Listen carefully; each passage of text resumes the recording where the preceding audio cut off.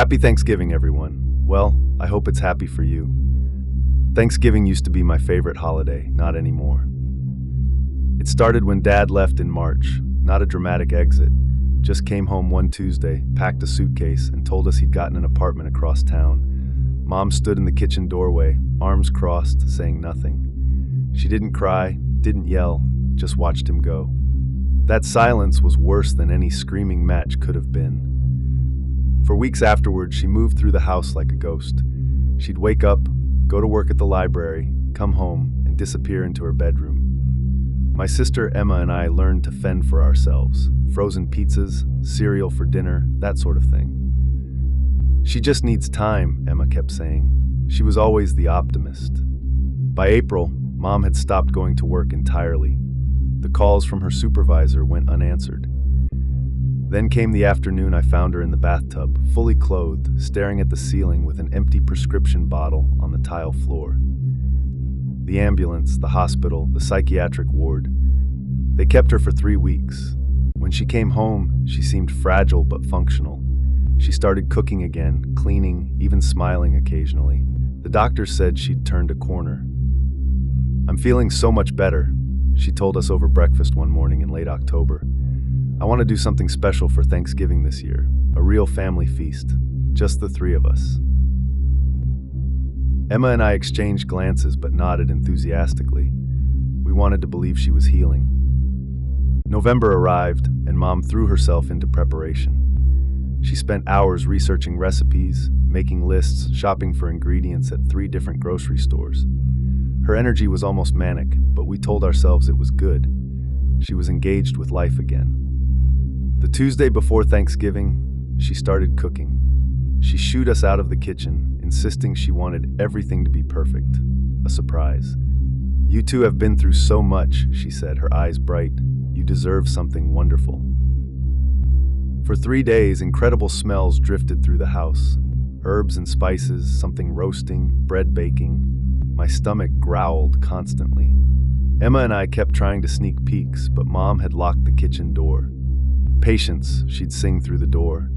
"All good things to those who wait."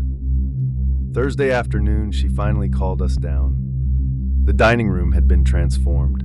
Candles flickered on every surface. Our grandmother's good china, stuff we never used, gleamed under the chandelier. And the food. God, the food. Mashed potatoes whipped to clouds, cranberry sauce glistening in a crystal bowl, stuffing studded with herbs, roasted vegetables glazed to perfection. The centerpiece was an enormous roast on a silver platter, perfectly browned and fragrant, surrounded by roasted root vegetables. "Wow, Mom," Emma breathed, "this is incredible." "Where's the turkey?" I asked. Mom's smile didn't waver. I wanted to try something different, a special roast, old family recipe. She carved thick slices, the meat falling apart tender, and served us each a generous portion. Emma and I dug in immediately. I was starving. The first bite was extraordinary. Rich, tender, with a depth of flavor I'd never tasted before. Slightly sweet, incredibly savory. I couldn't place it, but I couldn't stop eating either. "This is amazing," Emma mumbled through a full mouth. Mom sat across from us, not eating, just watching with that same bright smile. "I'm so glad. I put my whole heart into it." I was reaching for seconds when something glinted in the meat on my plate. A piece of metal, no jewelry. I picked it up with my fork, held it to the candlelight. Dad's college ring, the one with his graduation year engraved inside, the one he never took off, the one that was still attached to a finger. The room tilted. I looked at Emma, who was still eating, oblivious, then at Mom, who met my eyes with that unwavering smile. "Everything okay, sweetheart?" she asked softly. I thought about the locked kitchen, the 3 days of preparation, Dad's sudden silence, no calls, no visits, nothing since October. The late-night sounds I'd heard from the garage last month, the new freezer Mom had bought, how she'd been so much better. I looked at the meat on my plate, at Emma still eating, at Mom's expectant face. Slowly, I set down the ring beside my plate. "Everything's perfect, Mom," I heard myself say. "Best Thanksgiving ever." I picked up my fork and took another bite. Emma laughed at something and Mom began to hum.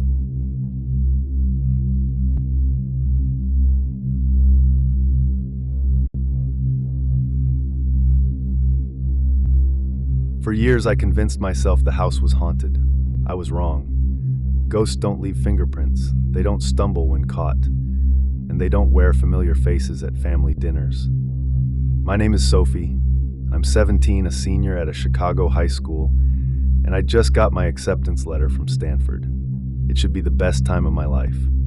Instead, I'm sitting in the back of my parents' car, watching bare November trees blur past the window, trying not to think about where we're going.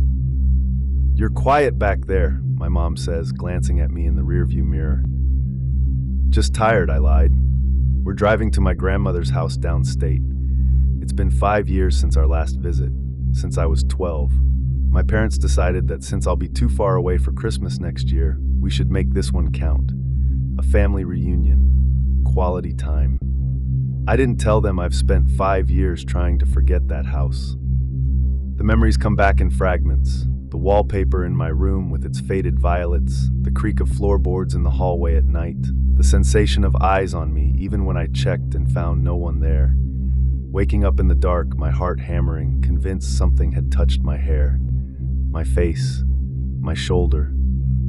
I told myself it was nightmares, an overactive imagination. That's what 12-year-olds have, right? But 17-year-olds know better, or they think they do. Grandma's house looks smaller than I remember. The paint is peeling near the windows, and the garden my grandfather used to tend has gone wild. My grandmother meets us at the door, her face lighting up when she sees me. "Sophie, look at you, all grown up." She pulls me into a hug that smells like lavender and old books. Inside, Uncle Derek's family is already there. He's my dad's younger brother, gregarious, loud, always the center of attention at gatherings. His wife Linda is setting the table. Their son Kyle, who's 14 now, is on his phone in the corner. "There's my favorite niece," Uncle Derek booms, crossing the room with his arms open. The hug lasts too long. His hand presses against my lower back, fingers spread wide. When he pulls away, he keeps one hand on my shoulder, squeezing. "Stanford, huh? Someone's moving up in the world." I force a smile and step back. His hand falls away. Dinner is roast chicken and stuffing, mashed potatoes, and my grandmother's famous pecan pie.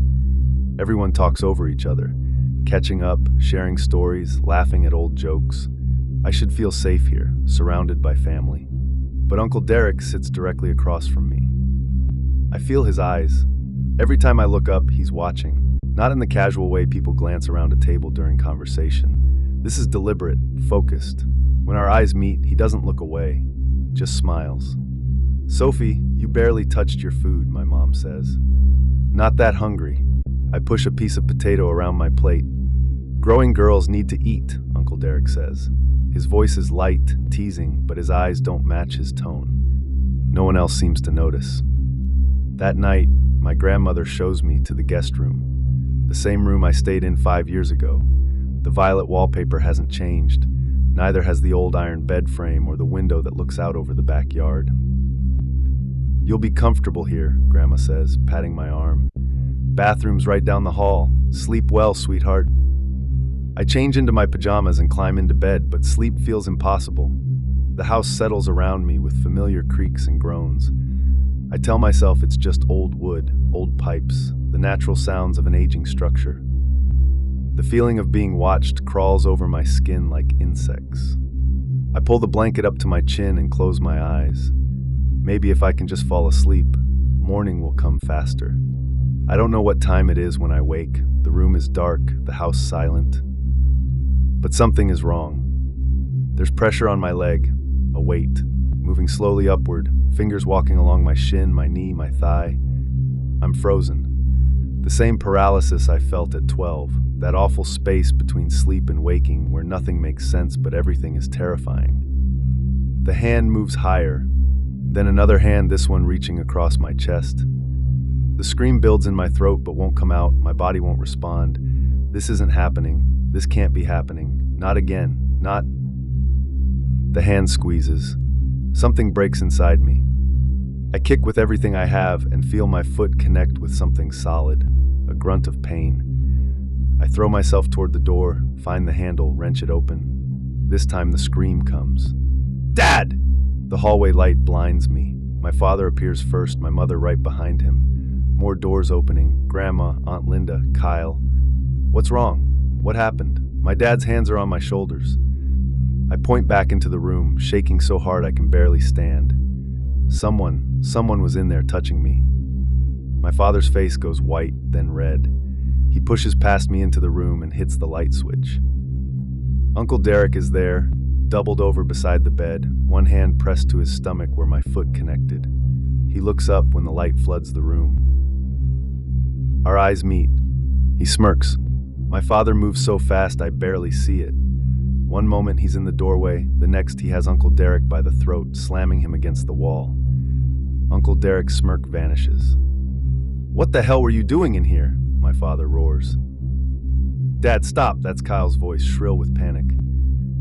My mother and Aunt Linda pull them apart. Uncle Derek stumbles, his face flushed, still saying nothing. "I'm calling the police," my dad says. His voice is deadly calm now. He already has his phone out. "Wait," Aunt Linda's face is stricken. "Let's just talk about this. There must be some explanation." The explanation, I say, and I'm surprised by how steady my voice sounds, is that he's done this before. Everyone turns to look at me. 5 years ago, when I was 12, I thought I was imagining it. I thought the house was haunted, that something supernatural was happening, but it was him. It was always him. Uncle Derek opens his mouth, but my father cuts him off. Don't say a single word." The police arrive 20 minutes later. The rest of the night blurs together. Statements given, questions asked. Uncle Derek led away in handcuffs, still silent, his face blank now, the smirk gone. Aunt Linda and Kyle leave before dawn. She won't look at me. Neither will he. My grandmother sits at the kitchen table, crying quietly, her hands wrapped around a mug of tea that's long since gone cold. "I'm so sorry," she keeps saying. "I didn't know. I should have known." We don't stay for the holidays. We drive home the next morning, my mother's hand on mine the entire way, my father's jaw tight as he stares at the road ahead. I stare out the window and try to process what happened, what's been happening, what I finally stopped. It's been 3 weeks now. Uncle Derek was released on bail. There's going to be a trial. My family has fractured in ways I'm still discovering. Some relatives believe me, others don't want to take sides. A few, including Aunt Linda and Kyle, have made it clear they think I'm lying, that I've destroyed their family over nothing. Grandma called yesterday. She cried on the phone and told me she loves me, that she believes me, that she's sorry for everything. Then she mentioned, almost as an afterthought, that she's planning Christmas dinner next year, and she hopes Uncle Derek will be home by then. I didn't know what to say to that. I still don't. I used to be afraid of that house because I thought it was haunted. I thought something inhuman lurked in its shadows, something that couldn't be reasoned with or stopped. I was right about one thing. Something monstrous did live there. But monsters don't always look like monsters. Sometimes they look like family. They sit across from you at dinner. They hug you in front of everyone. They count on your silence, your confusion, your fear. I'm not afraid of ghosts anymore. Ghosts, at least, aren't real. I'm afraid of the people who act like Uncle Derek never did anything wrong. The ones who set places for predators at their tables and call it forgiveness. I'm going to Stanford next year. I'm going to build a life far away from that house and everyone who enables what happened there. And I'm never going to be silent again. Tables set. The call echoed through the house, summoning everyone from their separate corners. Another holiday, another performance of our well-rehearsed family drama. Marcus took his usual spot at the head of the table, already scrolling through his phone. His brothers flanked him, Ryan checking the game scores, Derek responding to what he claimed were work emails. Their wives and I exchanged knowing glances as we carried out the last dishes. "Should we say grace?" I asked. Marcus barely looked up. "Sure, babe, you do it." After the prayer and the clinking of silverware began, Marcus cleared his throat. "Actually, I have an announcement. I've been promoted to regional director, youngest in the company's history." Ryan grinned. "Congrats, man. Speaking of wins, I just closed the Henderson account. Commission alone could buy a boat. Derek raised his glass. Well, I'm not trying to compete, but I've been asked to lead the new research initiative. It's going to be groundbreaking. The three brothers clinked glasses while their wives and I sat silently. Then Sophia, Ryan's wife, set down her fork. I have something I'm proud of too. I've become quite skilled at pattern recognition. Fascinating what you notice when you pay attention. Marcus's brother Derek laughed nervously. That's great, honey. Isn't it? Jenna, Derek's wife, added smoothly. I've picked up some useful skills myself, digital forensics, for instance. You'd be amazed what leaves a trail. The brothers had stopped eating. I took a slow sip of wine before speaking. Ladies, should we share what we've learned? I think it's time for some honesty at this table. Marcus finally looked at me directly. Babe, what's going on? What's going on? I said calmly. Is that we know. All of it. The late nights, the unexplained expenses, the names you thought we'd never discover. Ryan's face went white. Sarah, I can explain. Don't. Sophia cut him off. We've had months to compare notes, to gather evidence, to consult with some very expensive attorneys. And financial advisors, Jenna added. Turns out, Derek, that research position of yours, the one with the nice salary bump, community property laws are wonderful things. Marcus stood abruptly. This is insane, you're all crazy. Sit down, I said, my voice like ice. We're not finished. Something in my tone made him obey. Here's what's going to happen, I continued. Sophia, Jenna, and I have retained the same law firm. We've documented everything. The separate bank accounts, the credit cards we weren't supposed to find, the phone records, the messages. We've also, Sophia added, already filed the paperwork. You'll be served tomorrow morning. We wanted you to enjoy one last family dinner. The prenups you insisted on? Jenna smiled coldly. Null and void due to infidelity clauses. Your lawyers really should have read the fine print. Derek's hands were shaking. You can't just... We already did, Jenna interrupted. While you three were so busy congratulating yourselves, we were protecting ourselves. Marcus looked at me with something between anger and desperation. Elizabeth, after everything, I said, standing, you chose to betray me. To betray all of us. We chose to stop being victims. Sophia and Jenna stood as well, unified. The locks will be changed tomorrow, Sophia announced. Your belongings will be boxed up by professional movers, Jenna continued. And your mistresses? I smiled. We contacted each one personally. Turns out they weren't aware you were married. They were very apologetic and very willing to provide testimony. The three brothers sat in stunned silence as we gathered our coats. Where are you going? Marcus finally asked. We have reservations, I replied. At a restaurant where we won't have to cook, serve, or clean up, where we can celebrate our freedom.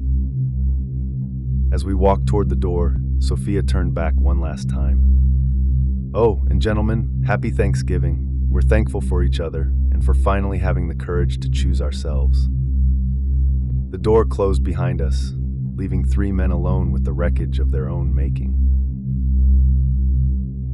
Something arrived at our door yesterday. No postage, no sender information, just our names printed on plain brown wrapping. Sarah found hers first, then mine appeared on the porch an hour later. Inside each package was an identical leather-bound journal with a cover that made my skin crawl. The words "Do not open" were embossed across the front in deep crimson.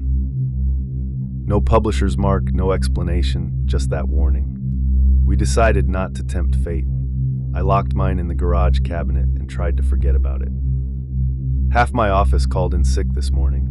David never showed up, which isn't like him. During lunch, Mark mentioned he'd gotten something strange in the mail, described it perfectly before I could say anything. Turns out everyone at our table had received one. We spent an hour comparing notes, laughing nervously about elaborate marketing stunts and viral campaigns.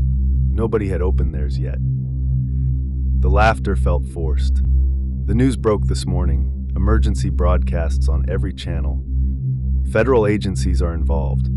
They're calling it the Journal Incident and warning people not to open them for any reason. There are reports of missing persons, thousands of them. all connected to these deliveries. Work called to say the office is closed indefinitely. I've been trying to reach David all day, straight to voicemail. Sarah's school district shut down too. We're both home now, glued to our phones, trying to piece together what's happening. This can't be real. Someone posted footage online, a woman in her living room, camera propped on a bookshelf. She opens the journal and freezes. You can see her face change, confusion, then something like recognition. She starts reading, turning pages slowly at first, then faster. About halfway through, she stops and looks directly at the camera with an expression I can't describe. Not quite fear, something worse. She keeps reading.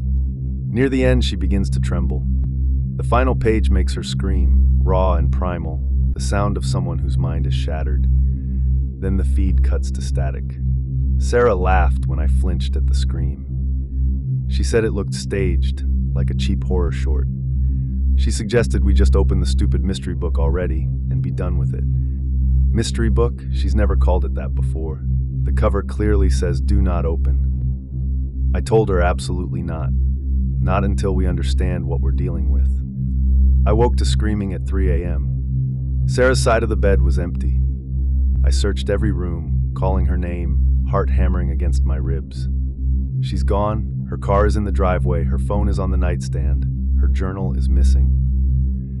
I've called everyone we know. Nobody's seen her. Please, if anyone has information, contact me immediately.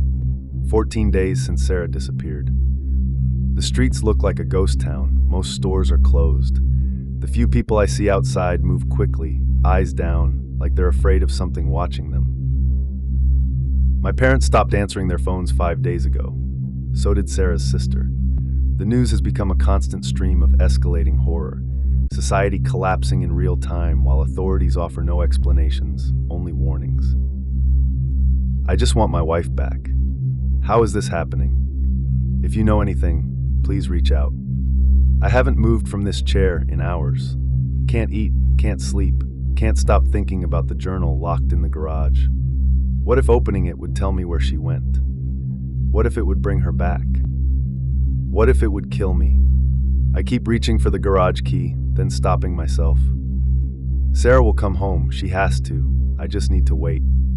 If you've seen her, please message me. I can't wait anymore. Whatever answers are inside, whatever happens to me, I have to know. Living in this uncertainty is worse than any truth could be. I'm getting the journal. The leather is cold beneath my fingers. Unnaturally cold, like touching a corpse. Do not open glares up at me in those crimson letters, and my pulse is deafening in my ears. I open the cover. The first page stops my heart. Something arrived at our door yesterday. No postage, no sender information, just our names printed on plain brown wrapping. My hands start shaking as I flip through page after page. It's everything. Every post I've made, every word I've typed, reproduced exactly, but handwritten, in my handwriting. I never wrote any of this by hand. I typed it all on my computer. How is this possible? I slam it shut and drop it on the desk. My reflection in the window looks back at me, pale and terrified. I need time to think. I need to understand what this means before I go further. Questions spiral through my mind, keeping me awake.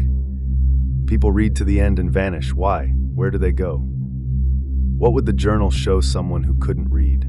Someone who was blind? Who created these? How were they delivered everywhere simultaneously? How does it contain my own words and my own handwriting? Why Sarah? Why me? Why any of us? The only possible answers are on those final pages. One moment of courage might reunite me with my wife. I can't live in this ignorance anymore. I'm picking it up again. I don't know if I can do this. Terror has my body locked up even as I hold the journal in trembling hands. Everything up to my last entry is here, written in my hand. These words I'm typing now, they're not in the journal yet. But there's something else. 3 lines appear on the second to last page, centered in the middle of otherwise blank paper.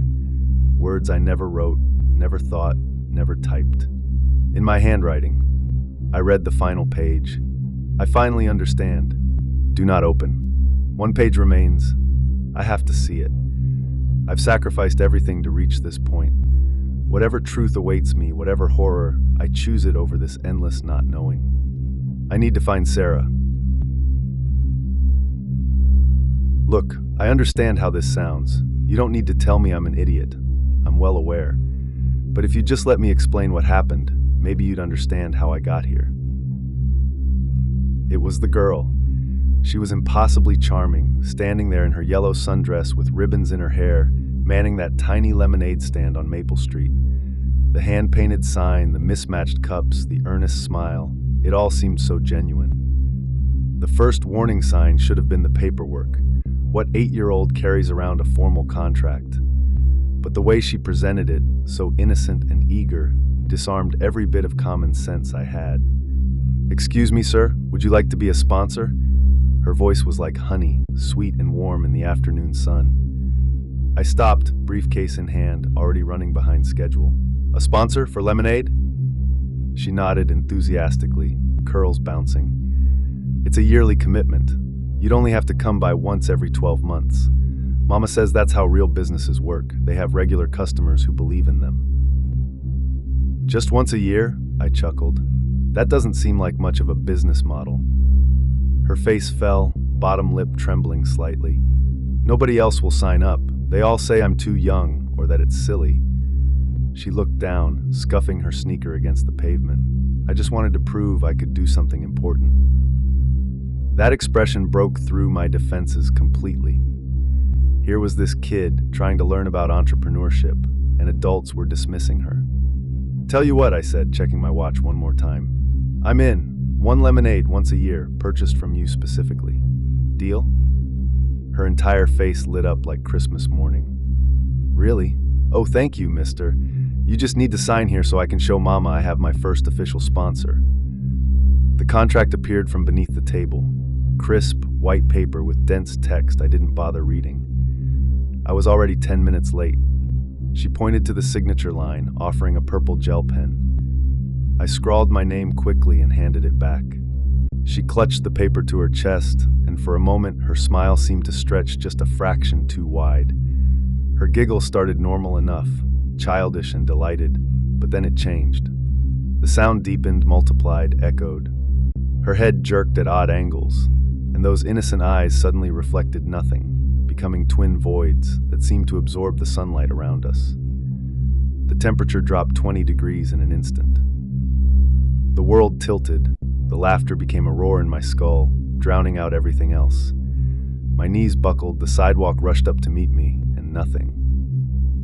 I came to in my apartment, tucked into bed with hospital corners I'd never learned to make.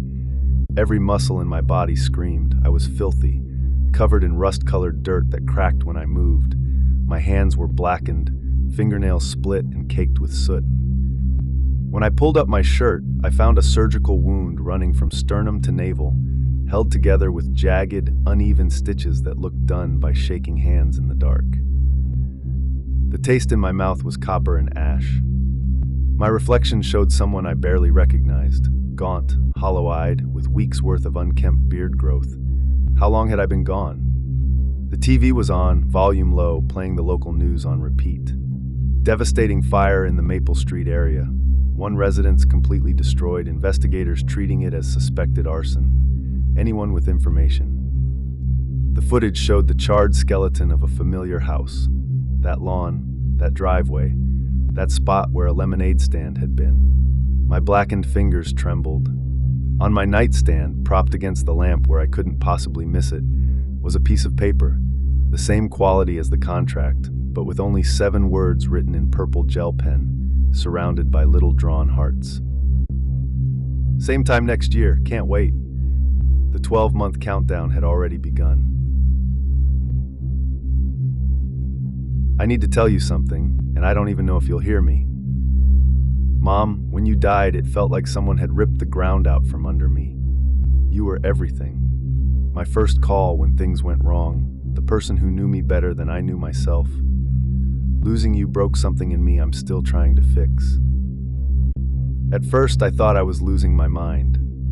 The way my bedroom door would creak open at night, right around the time you used to check on me. The scent of your perfume in rooms you'd never been to. my phone lighting up with calls from your old number, the one I couldn't bring myself to delete. I told myself these were gifts, signs that you hadn't really left me, that some part of you was still here, still watching over me, still loving me the way you always did. And maybe that's true. Maybe that's exactly what this is. But Mom, I'm scared now. The footsteps in the hallway don't sound like yours anymore. When I feel that weight on my bed at night, it's too heavy, too cold. Your number calls me at 3 a.m., and when I'm weak enough to answer, all I hear is breathing that doesn't sound right. I think something is wrong. I think maybe you're trying to tell me something, or maybe, and this is what terrifies me, maybe it's not you at all. I don't know what to do. I don't know how to help you, or how to help myself. So this is me saying what I should have said at your funeral. You can go. You're allowed to go. Whatever's keeping you here, whatever you think you still need to do for me, I release you from it. I'll be okay, Mom, I promise. Please let yourself rest. And if you're already resting, if this isn't you at all, then whoever you are, whatever you are, leave me alone.